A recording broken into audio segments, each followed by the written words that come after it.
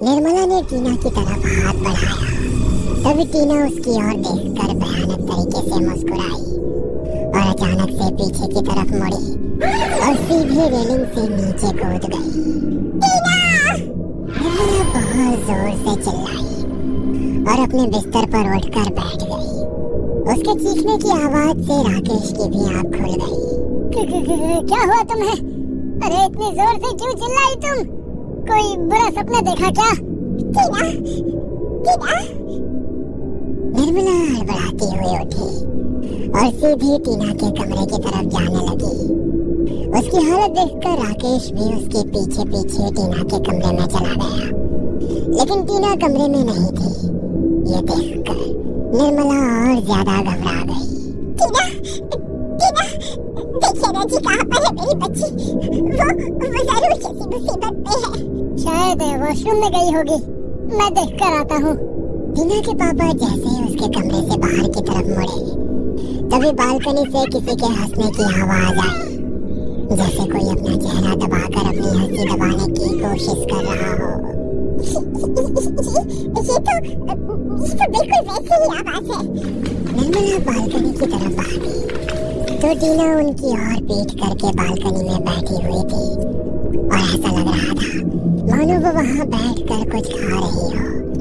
टीना के पापा ने आगे जाकर देखा तो फर्श पर पड़ोसियों की मरी हुई बिल्ली पड़ी थी और टीना बड़े ही भयानक तरीके से हंसते हुए उस बिल्ली को खा रही थी। उसने बिल्ली को अपने पापा की तरफ बढ़ाया और अपने हाथों से अपना चेहरा दबाकर हंसने लगी। उसका पूरा चेहरा खून से सना हुआ था। उसे देखकर उसके मम्मी पापा समझ चुके थे कि मामला अब उनके हाथ से निकल गया है और टीना किसी भयानक आत्मा की चपेट में आ चुकी है। टीना की माँ ने देर ना करते हुए उसके सर पर हाथ रखा और कुछ मंत्रों का उच्चारण करने लगी। तभी कुछ देर में ही टीना वहाँ बेहोश होकर गिर पड़ी। टीना के मम्मी पापा ने उसे उठाया और उसके बिस्तर पर लेटा दिया। टीना के पापा ने बालकनी का गेट ताले से लॉक कर दिया ताकि टीना अब उसे खोल ना सके। मैंने आपको कहा था कि हमारी बच्ची पर किसी बुरी आत्मा का साया पड़ गया है, लेकिन आपने मेरी बात नहीं मानी। हमारी बच्ची पर बहुत बड़ा संकट मंडरा रहा है। अगर अभी भी हमने देर की तो बहुत बड़ी अनहोनी हो जाएगी। टीना के पापा की आंखों में भी आंसू आ गए। उस रात टीना की माँ ने पूरी रात उसके कमरे में बैठकर दुर्गा चालीसा का जाप किया। टीना की मम्मी दुर्गा माँ की बहुत बड़ी भक्त थी और शायद इसीलिए इतना सब होने के बाद भी अब तक टीना जिंदा थी। लेकिन उसकी माँ समझ चुकी थी कि अब उसकी जान को खतरा है, इसलिए अगले दिन सुबह होते ही उन्होंने उसके दोस्तों को कॉल किया और जानने की कोशिश की कि ऐसा क्या हुआ था जिसकी वजह से टीना की हालत ऐसी हो गई। लेकिन किसी से कुछ पता नहीं चला, क्योंकि वृंदा के अलावा तो किसी को उस रात के बारे में कुछ पता ही नहीं था और वृंदा इस डर के मारे कुछ बता नहीं रही थी कि कहीं वो आत्मा उसी पर ना हावी हो जाए। तभी थोड़ी देर बाद टीना की माँ के फोन पर आयुष का कॉल आया। हेलो हेलो आंटी, मुझे आपसे कुछ बात करनी है। मैं आपके घर के नीचे खड़ा हूँ, आप नीचे आ सकती हैं क्या?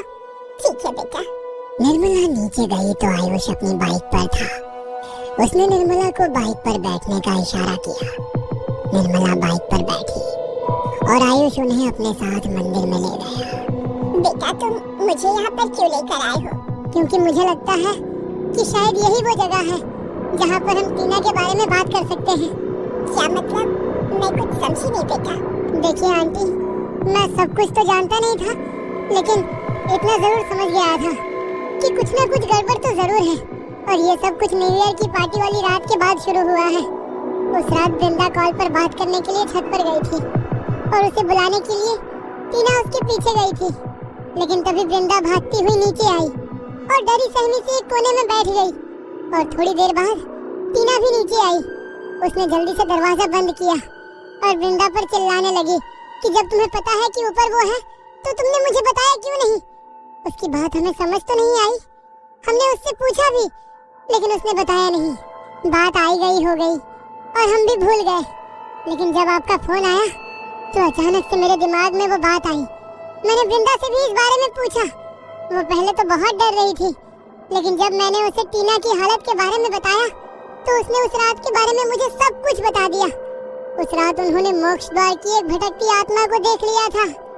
टीना के साथ पहले भी उस घर में ऐसे हादसे हुए थे, लेकिन हमने मजाक समझकर उन्हें टाल दिया। लेकिन जब वृंदा से मुझे सब कुछ पता चला तो मेरी रूह कांप गई। अगर किसी भटकती आत्मा का रूबरू सामना किसी इंसान से हो जाए तो वो उसे नहीं छोड़ती। टीना छत पर चली गई, इसलिए वृंदा बच गई, वरना आज टीना के साथ जो कुछ भी हो रहा है वो सब शायद वृंदा के साथ हो रहा होता। इसीलिए मैं आपको लेकर यहाँ पर आया हूँ, क्योंकि जिस समस्या का समाधान कहीं नहीं मिलता वो यहाँ पर मिल जाता है। बिल्कुल ठीक कहा तुमने। अचानक पीछे से किसी ने ऐसा कहा तो वो दोनों डर गए। उन्होंने मुड़कर देखा तो काले रंग के वस्त्र धारण किए एक तांत्रिक बाबा उनके पीछे खड़े थे। लंबी सफेद दाढ़ी और हाथ में कमंडल लिए हुए थे। बच्ची परेशान है तुम्हारी, किसी बुरी आत्मा ने कब्जा कर लिया है उसके शरीर पर।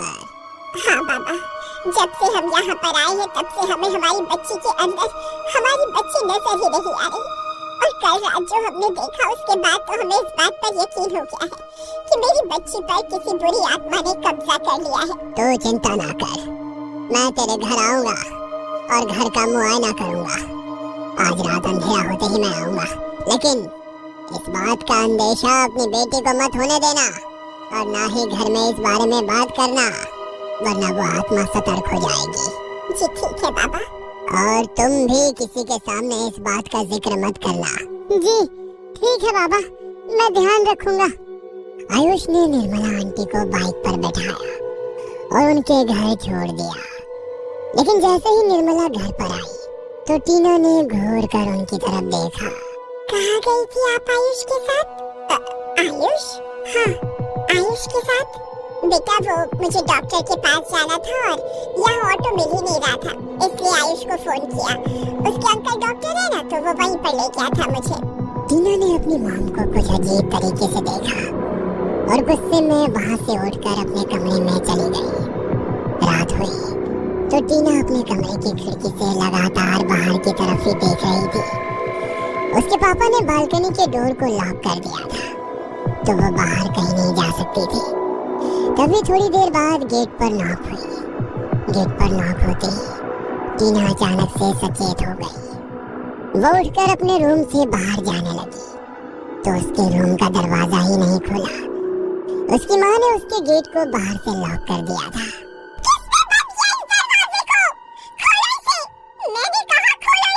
अरे वो बेटा बाहर से सफाई कर रही थी ना, तो धूल ना चली जाए इसलिए बंद कर दिया। टीना अंदर से चिल्ला रही थी। तभी तांत्रिक बाबा ने उसके कमरे के बाहर एक सुरक्षा घेरा बना दिया। टीना की माँ ने उसके कमरे का दरवाजा खोला और उसने जल्दबाजी में बिना देखे सीधे कमरे के बाहर कदम रख दिया और वो सुरक्षा घेरे में आकर खड़ी हो गई। लेकिन जैसे ही उसके कदम सुरक्षा घेरे में पड़े वैसे ही वो बुरी तरह से चीखने लगी। धोखा किया मेरे साथ। तुझे क्या लगता है कि ऐसा करके तू इसे मुझसे बचा लेगा? हट, इससे तो मैं अपने साथ लेकर ही जाऊंगी और तू कुछ नहीं कर पाएगा। उसकी बातें सुनकर वहाँ पर खड़े उसके मम्मी पापा और आयुष के होश उड़ गए। ये मेरी बच्ची को क्या हो रहा है बाबा? चिंता मत कर, तेरी बेटी को कुछ नहीं होगा। दूर हो जाओ सब यहाँ से, कोई इसके पास नहीं जाएगा। सब लोग वहाँ से दूर हो गए और पीछे की तरफ जाकर खड़े हो गए। तभी तांत्रिक बाबा ने वहाँ यज्ञ करना शुरू किया और मंत्रोच्चारण करते हुए टीना पर अभिमंत्रित जल का अभिषेक करने लगे। टीना बुरी तरह तड़पने लगी। माँ मुझे बचा लो माँ। माँ मुझे बहुत तकलीफ हो रही है। ये मुझे अपने साथ ले जाएगी माँ। मुझे तुम्हारी जरूरत है, मेरे पास आओ माँ। टीना के मुंह से ये बातें सुनकर उसकी माँ भावुक होने लगी और आगे बढ़ने लगी। भूल कर भी इसके पास आने की गलती मत करना, वरना ये किसी को नहीं छोड़ेगी। क्या लगता है तुझे ये चालाकियां करके तू बचा लेगा इसे? तेरे हाथ कभी नहीं आऊंगी मैं। वादा करती हूँ इसे अपने साथ लेकर जाऊंगी। उसकी ये बातें सुनकर सबकी रूह कांप गई। तांत्रिक बाबा लगातार मंत्रों का उच्चारण करते रहे। तभी उनके दरवाजे पर दस्तक हुई और टीना के चेहरे पर एक भयानक मुस्कान आ गई। नहीं, दरवाजा मत खोलना। लेकिन इससे पहले कि वो ये बात कहते, टीना की माँ ने दरवाजा खोल दिया और वो एक जोरदार झटके के साथ दूर जा गिरी। बाहर से इतनी तेज हवा का झोंका आया कि उसने सुरक्षा घेरे को पूरी तरह मिटा दिया।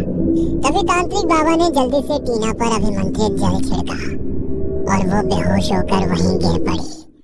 थोड़ी देर बाद उसे होश आया तो वो बहुत दिन बाद सबको सामान्य लगी। तांत्रिक बाबा को भी लगा कि वो अब ठीक हो चुकी है। अब तुम्हारी बच्ची के ऊपर कोई भी खतरा नहीं है। तुम्हारी बेटी अब हमेशा के लिए उस आत्मा से मुक्त हो चुकी है।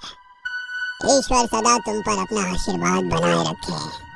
तांत्रिक बाबा ने अपना झोला उठाया और वहां से चल दिए। लेकिन जैसे ही उन्होंने घर से बाहर कदम रखा, वैसे ही टीना के चेहरे पर वही भयानक मुस्कुराहट आ गई।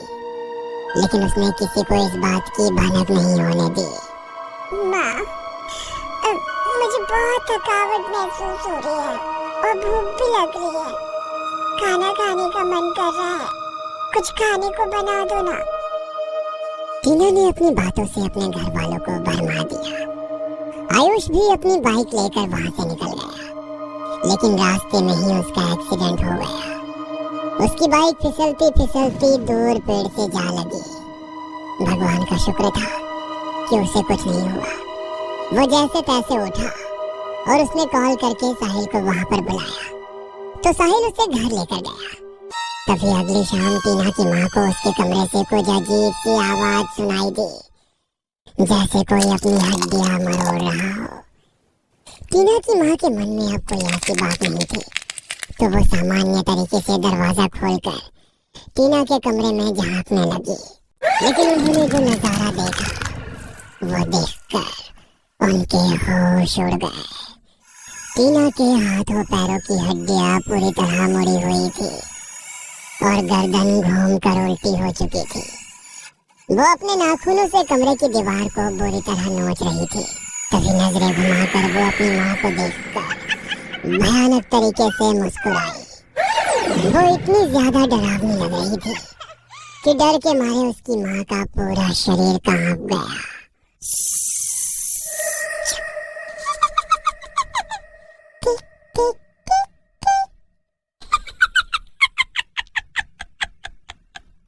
उसे देखकर उसकी माँ ने दरवाजा बंद कर दिया। तभी वो दरवाजा खोलकर अपने हाथ पैरों पर चलती हुई बाहर आई। जो गलती तूने कल की थी, अगर वो आज की तो आज के बाद फिर कभी अपनी बेटी को नहीं देख पाएगी। अभी तो तेरे पास अमावस्या का समय है, लेकिन अगर कोई गलती की तो इतना समय भी नहीं बचेगा। टीना ने जैसे ही ये बातें बोली, तभी उसकी माँ ने उस पर अपने हाथ में छिपाई हुई अभिमंत्रित विभूति छिड़क दी, जो तांत्रिक बाबा ने उसे मंदिर में दी थी। निर्मला ने जैसे ही टीना के शरीर पर विभूति छिड़की, उसी वक्त घर के पिछली तरफ खड़े तांत्रिक बाबा और आयुष घर के अंदर आ गए। लेकिन जब तक तांत्रिक बाबा ऊपर पहुंचे, उससे पहले ही टीना बेहोश होकर गिर पड़ी। नहीं, इस बार मैं उसे जाने नहीं दे सकता। वो आत्मा तांत्रिक बाबा को देखकर घर से बाहर निकलने की कोशिश करने लगी। लेकिन तांत्रिक बाबा ने पहले ही घर के बाहर घेरा बना दिया था, जिससे वो घर से बाहर ना निकल पाए और बाबा उसे कैद कर सके। तांत्रिक बाबा ने यज्ञ कुंड बनाया और अपने घर के सभी सदस्यों के इर्द गिर्द एक सुरक्षा घेरा बनाया। लेकिन उन्होंने टीना को सुरक्षा घेरे से बाहर बैठा दिया। वो अपनी सुध में नहीं थी। सुरक्षा घेरे में यज्ञ कुंड बनाकर तांत्रिक बाबा ने मंत्रों का उच्चारण करना शुरू किया। उन्होंने निर्मला के हाथ में अपने कमंडल से एक कटोरी अभिमंत्रित जल दिया और निर्मला के हाथ पर एक कलावा बांध दिया। मैंने तुम्हारी रक्षा के लिए तुम्हारे हाथ पर इस कलावे को बांधा है। ध्यान रखना कि ये तुम्हारे हाथ से खुलने ना पाए। जो जल मैंने तुम्हें दिया है, उसे पूरे घर में छिड़क दो। लेकिन हाँ, इसे टीना के आसपास मत छिड़कना। इस बात का तुम्हें खास ध्यान रखना है और भूल कर भी टीना के पास भी मत जाना। उसके अलावा घर का एक भी कोना ऐसा ना बचने पाए जहाँ ये जल ना छिड़का हो। जी ठीक है बाबा। अपने हाथ पर बंधे कलावे का ध्यान रखना और आप दोनों में से कोई भी सुरक्षा घेरे से बाहर मत निकलना, चाहे कुछ भी हो जाए। राकेश और आयुष ने हाँ में गर्दन हिलाई और निर्मला ने घर के हर कोने में अभिमंत्रित जल का छिड़काव करना शुरू किया।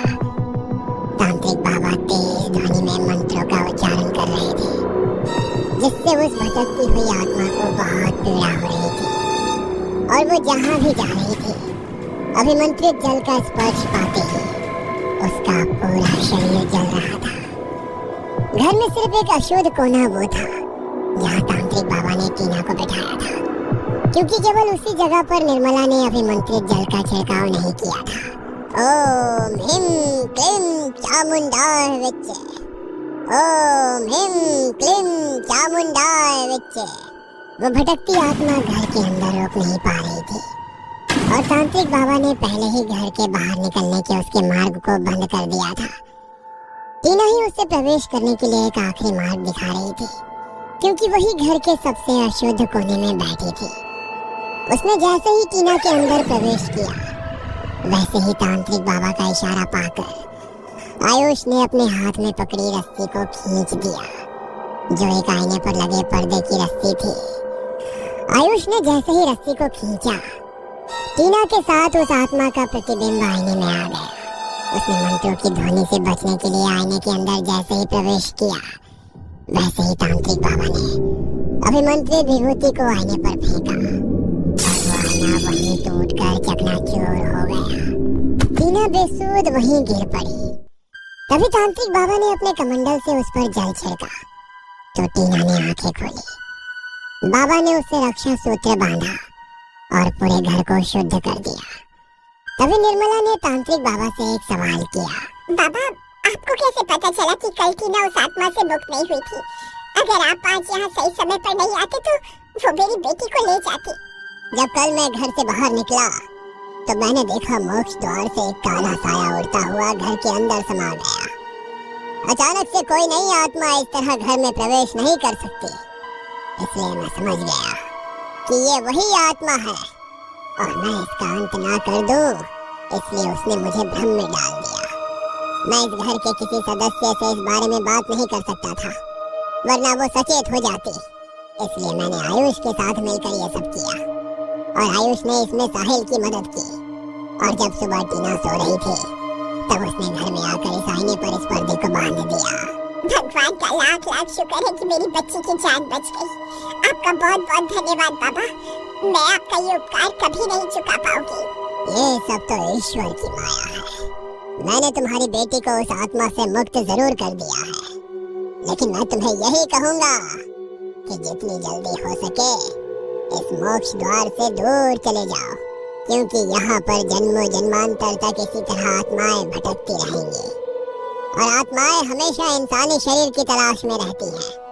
तुम्हारी बेटी के शरीर में एक बार एक भटकती हुई आत्मा प्रवेश कर चुकी है, इसलिए उसके शरीर में आत्माओं के प्रवेश करने का मार्ग खुल चुका है। इसलिए उसके लिए यहाँ पर रहना बिल्कुल भी ठीक नहीं है। मेरी मानो तो कल सुबह होते ही यहाँ से निकल जाना।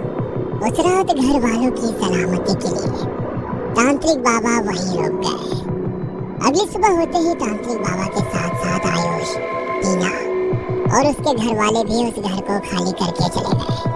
टीना ने दूसरी जगह फ्लैट ले लिया और जब तक उसकी पढ़ाई पूरी नहीं हुई तब तक उसके घर वाले उसके साथ ही रहे।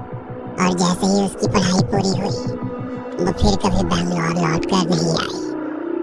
आज तक वो मोक्ष द्वार टीना के दिमाग में घूमता रहता है और जब भी उसे वो रातें याद आती हैं तो सब कुछ ठीक होने के बाद आज भी उन यादों से उसकी आत्मा सिहर उठती है।